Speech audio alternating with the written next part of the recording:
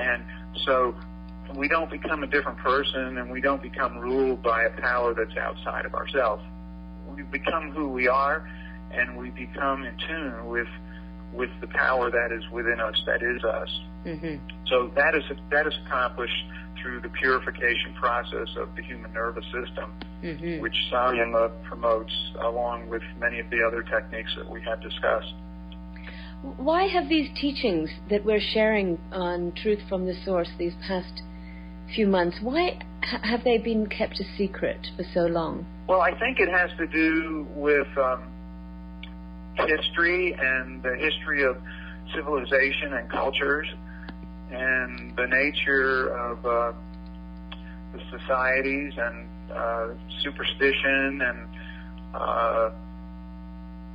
just a time where information was always guarded, whether it was political information or spiritual information, and there was just a lot more mayhem in the past, although we certainly have our share of mayhem now.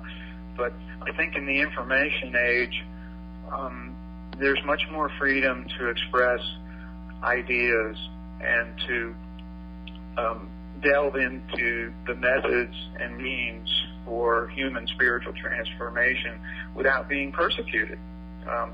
That's sort of the bottom line, because those who have come out with these means in history in the past have generally been persecuted, either through superstition or because of the institutions of the time or the political powers of the time. Mm-hmm. But now we live in the information age, mm-hmm. and I think now we can discuss these things, and we can even share them openly, and people can utilize them without the risk and the fears that existed in the past. So, and there's another reason too, which has been commonly given, that the reason these things have been kept secret is to protect them and to keep them pure. Mm-hmm. I don't know that I buy into that, mm-hmm. because when knowledge is kept secret and passed on through generations, yes, it keeps outer forces from distorting it, but it also leads to a decline in the purity of the knowledge, just like the game telephone does. You know the game telephone? Yeah. Where I give you a message, and then you give it to the next person, and the next person, and the next person, and by the time it gets through 10 people, it's not the same message anymore. Yes. So there's a natural attrition of knowledge that occurs within the secret traditions, and we have seen that. And so the history has been, the traditions have been secret. They've been passed on generation to generation to the insiders, if you will. And then at some point, it had all kind of gone down to being distorted, and then someone would come along and revive it. So you'd have secret thing being passed along, and then a revival, and then secret thing being passed along, and another revival. I think we can break that cycle now in the information age. Mm-hmm. We get the information out there, we get it clearly recorded, we get it clearly verified by many, many practitioners. So there's not only knowledge, but there's experience that goes with that feeds back into the system. And I think we can do it now in a much more pure fashion than in the past. That's a long answer to a short question. That's fine. We should give out your website so people can go to it right now while we're doing the interview, and they can browse around and listen to us at the same time if you'd like. Sure. The address is aypsite.org. That's aypsite.org. There are well over 300 free lessons available on the website, and there's also a large support forum. Samyama is covered there as well. Although you've written these books, a lot of the information has come from thousands of resources, different teachers on the path to enlightenment and spiritual exploration. One of the things that I thought was interesting point that you brought up was, can books really take us all the way on the path to enlightenment, or do we still need the transmission of a live guru? Is this an experiment, what you're doing, and how is it going? Yes, it's very much an experiment, and it's essentially a sharing of a lifetime of research that I've done going all the way back to the early 1970s, so well over 30 years. And what I found was that there were very good traditions out there, but they all seemed to be focusing on a particular thing or on several things to the exclusion of what other traditions were focusing on. So I took the liberty of crossing those lines and finding that by integrating the best from the many traditions that I've explored, that we ended up, or I ended up, with a whole that was much greater than the sum of the parts. And so after 30-some years of doing this and getting up there in years myself, I decided, well, maybe I should share this. So what this is, what AYP is an open sharing of the life experiences of one yogi who has crossed these lines and done this integration.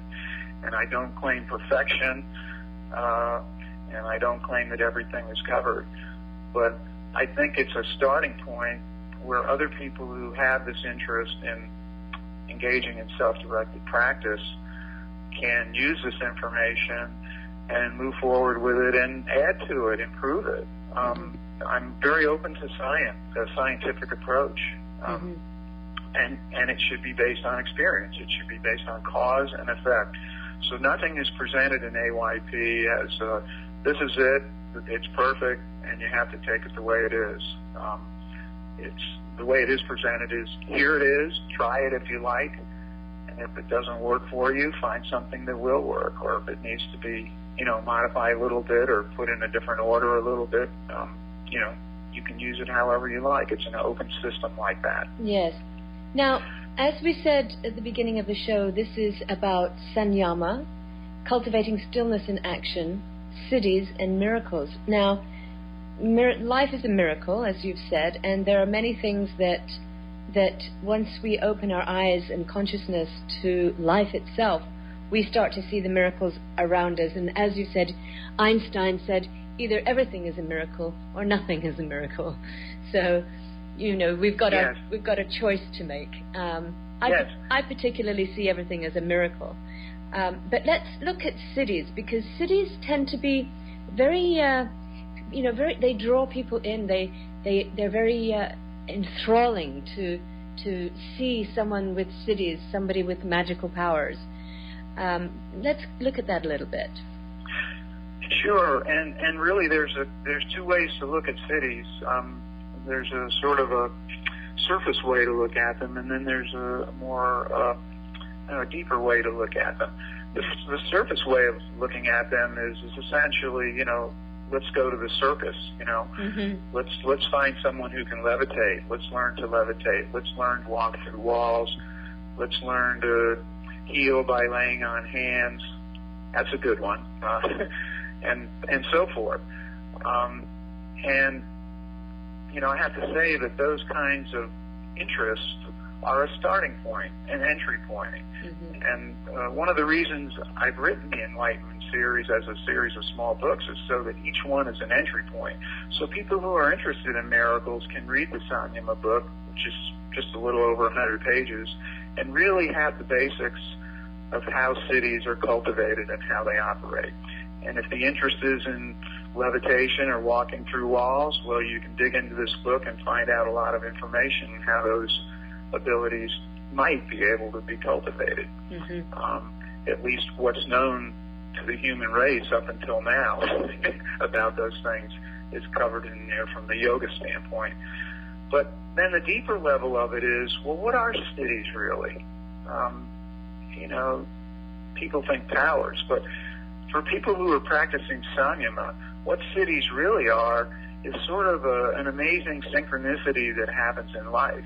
Like, you're going to the store and there's a detour, and if you're in your stillness, instead of getting angry about the detour, you're open to what's coming and you release it into stillness.